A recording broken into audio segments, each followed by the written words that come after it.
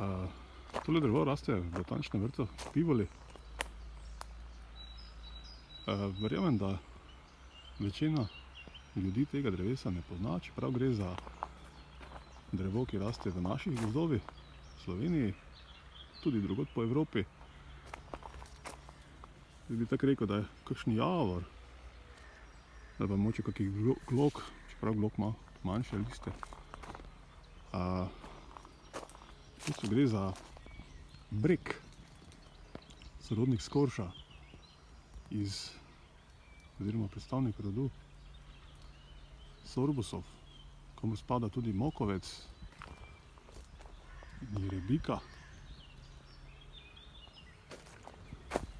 Z razliko od skorša ima manjše plodove, pa take obarvajo se v rjavo barvo, velikosti kakšnih pol centi ali pa še manj. Okus plodov pa je podoben, vsaj meni, šipkovim plodovom, s tem, da se morajo plodovi omediti, podobno kakor pri skoršu.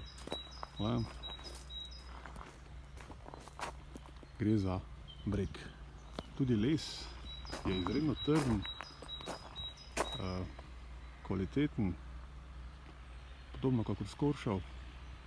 Mislim, da se ga je dalo včasih uporabljati za razne sestavne dele pri kočijah, potem pri prešah, tisto navojno vreteno in tako dalje. Adijo.